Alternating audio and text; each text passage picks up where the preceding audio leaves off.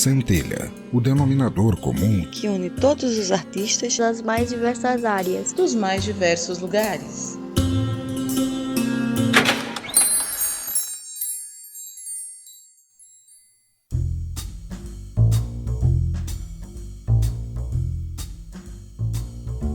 Seja bem-vindo ao meu ateliê. Sou a Condessa Vanora e começa mais um Centelha. Tudo bom com vocês, pessoas adoráveis? O papo de hoje é sobre as características desse indivíduo que é chamado de autodidata. Mas primeiro, vamos começar pelos recadinhos da paróquia.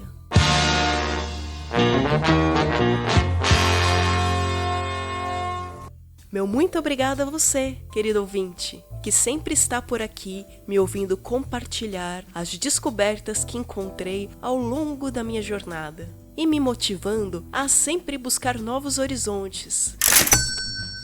Esse podcast é um projeto independente feito somente por eu mesma, esta condessa que vos fala. Quer me ajudar a manter as cortinas abertas e o show em cartaz? Faça como meus patronos em picpay.me/centelha. A partir de R$ 2,50, o preço de um cafezinho por mês, você já me ajuda e muito a levar este projeto adiante, lidando com os eventuais obstáculos de ser uma artista com doença crônica. Também é possível fazer uma contribuição única se estiver no momento mais complicado. Também existem outras formas de vocês levarem a luz dessa centelha para mais longe, compartilhando os episódios com seus amigos, seguindo nossas redes sociais, dando likes ou estrelinhas e nos avaliando nos agregadores de podcasts. Ah, sim, isso, chá! Tome uma xícara de chá! Agradecimentos especiais aos patronos que têm convite para o Chá das 5. Luciano Dias e Zero Humano, que tem um perfil no Instagram de listas de indicações de podcasts, o @zero, em algarismo arábico, humano, com U no final. Hello, is it me you're looking for? Participei de 2 podcasts no Trabuco Show. Um sobre o prêmio Ig Nobel 2020 e outro sobre bruxas brasileiras. E, no Teatro Escuro do Pensador Louco, participei narrando um dos contos do Desleituras 51. Os links para estes programas estarão nas notas do episódio. Errou! Peço desculpas pelas flutuações da qualidade de áudio do episódio 6. É bailarina ou dançarina? Eu gravei na véspera de Natal e, por mais que estivesse fechadinha no meu quarto /estúdio, os jovens em suas motinhos com motor de cortador de grama não estavam dando trégua. Então, algumas partes eu tive que regravar no dia seguinte. Já o episódio 7, Defenestrando Artistas, estava com um probleminha técnico em algumas partes, onde a trilha estava um pouco mais alto que a voz. Um salve pro ouvinte que me avisou sobre essa garoteada da estagiária. Acredito que, até a publicação deste episódio, já esteja tudo resolvido lá no feed. Já este programa que estão a ouvir foi o primeiro episódio que escrevi. Inclusive, gravei umas 2 vezes, porque, parafraseando o querido Gustavo Faria, dos podcasts Cocatec e Área de Transferência, que, falando nisso, são podcasts de tecnologia maravilhosos, link no post, não publica o primeiro episódio que você gravar, porque ele sempre será horrível. E, oh boy, como ele tinha razão. Tava super nervosa e precisava me acostumar a falar no microfone para uma audiência que não faço ideia do tamanho. Então, esse episódio ficou sambando aqui na minha linha de produção durante um tempo.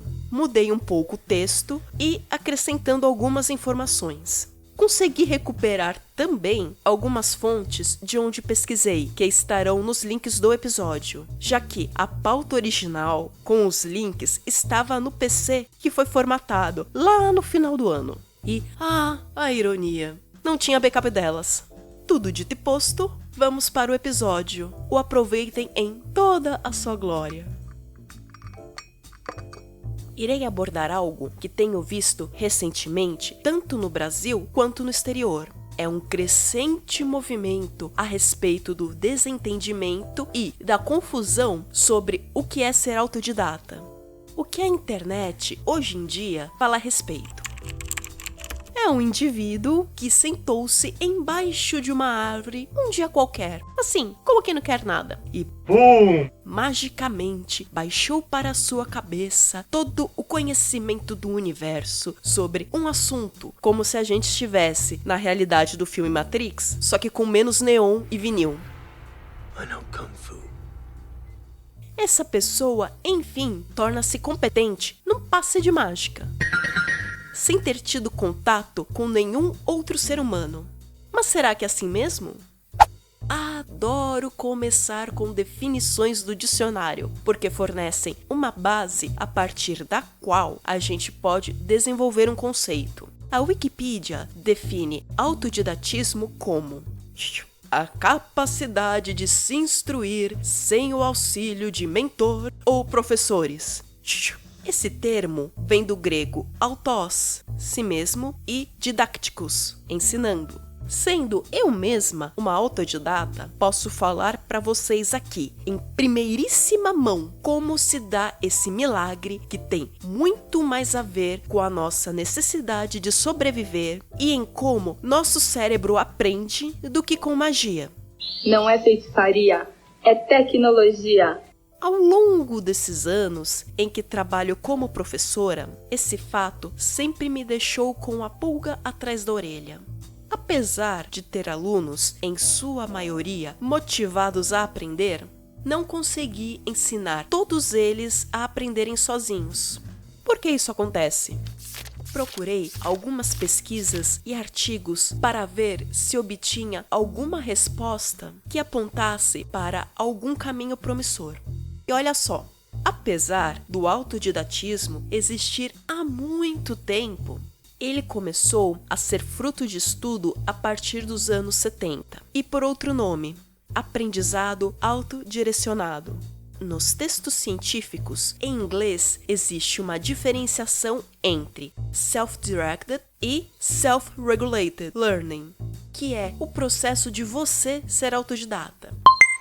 O aprendizado autodirecionado é um processo onde o indivíduo toma a iniciativa, com ou sem a ajuda de outros, para diagnosticar suas necessidades de aprendizado, estabelecer metas, identificar fontes humanas e materiais, escolher e implementar estratégias apropriadas de aprendizado e, finalmente, avaliar os resultados. Já o aprendizado autorregulado é quando o estudante é descrito como autorregulado nos níveis metacognitivo. O que é isso? É um termo da psicologia que indica a capacidade de uma pessoa saber refletir sobre sua própria capacidade e estado mental, motivacional e comportamental, de forma ativa. Ambas as formas são usadas intercambiavelmente, mas o aprendizado autorregulado parece ter mais intenção consciente completa do indivíduo. Falando um pouquinho da história humana, para termos conseguido chegar até onde estamos hoje, dependemos de uma linhagem imensurável de pessoas que registraram seus conhecimentos, primeiro por tradição oral, depois por escrita, até todas as formas distintas de mídia que temos hoje. E nesse caminho de adquirir informação está escondida a mola mestra do funcionamento do autodidatismo. Yeah, this is big brain time. Observação, erro e comparação de dados de forma independente do professor. O processo do aprendizado passa por 3 etapas. Premeditação. Ela ocorre antes do aprendizado. Você estabelece metas e seleciona os recursos necessários para aprender. Desempenho, onde há o contato com o assunto de interesse, tentativa de compreensão e todas as estratégias de aprendizado utilizadas. Autorreflexão. é a revisão daquilo que se busca aprender e da avaliação dos resultados e eventuais áreas que precisam de melhora. Concluímos então que não basta só boa vontade. A pessoa tem que ter um interesse genuíno em aprender. Precisa saber como absorver o conteúdo e ter a capacidade de manter-se focada no momento do aprendizado. Ter a habilidade de prestar atenção de verdade. Não apenas essa atenção meia-boca, dividida entre telas e outros estímulos que estamos tão acostumados hoje em dia.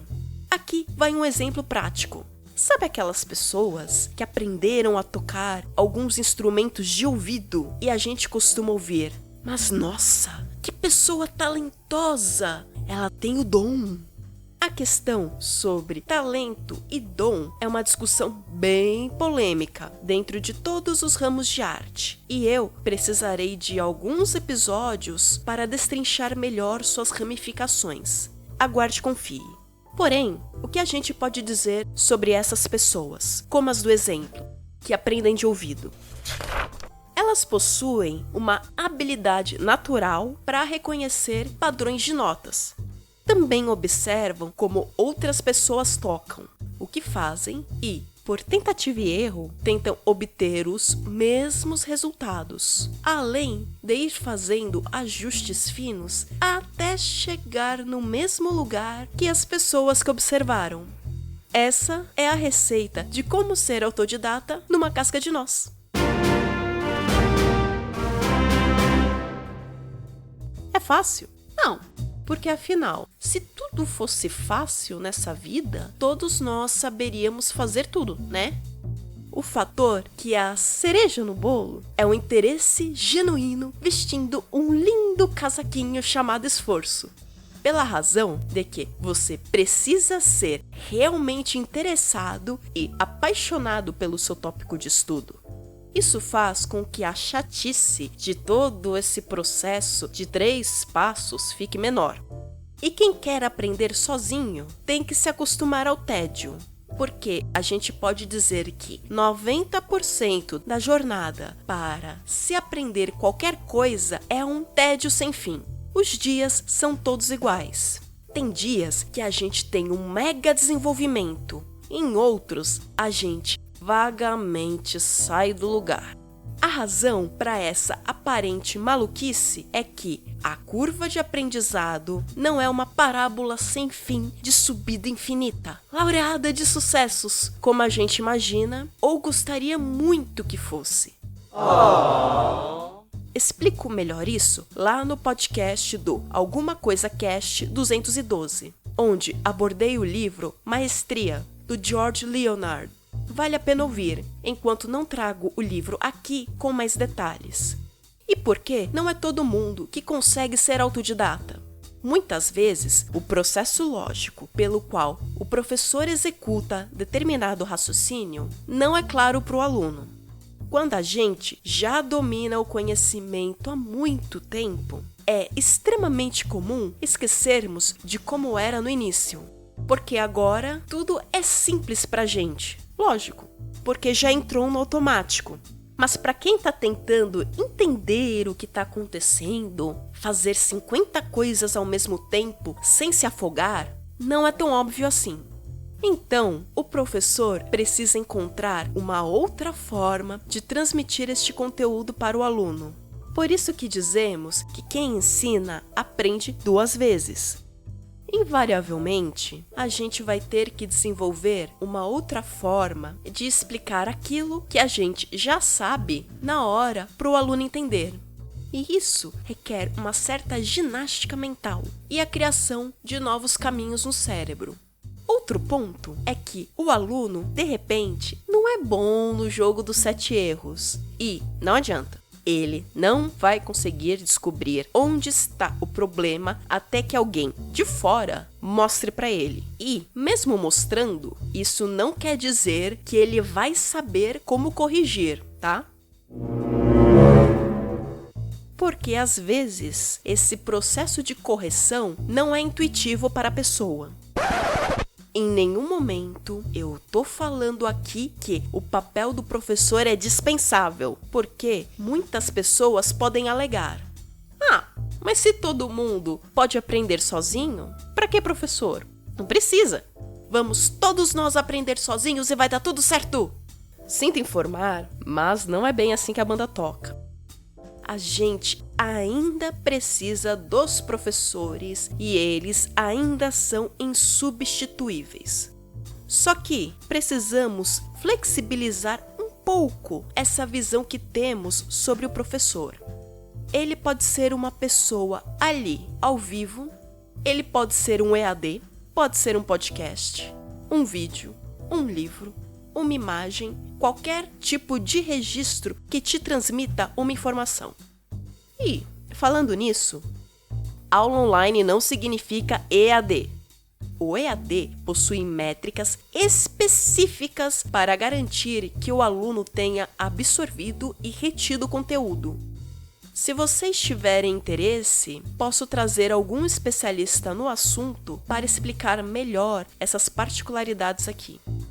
Precisamos tirar a imensa carga de responsabilidade de nosso aprendizado das costas do professor.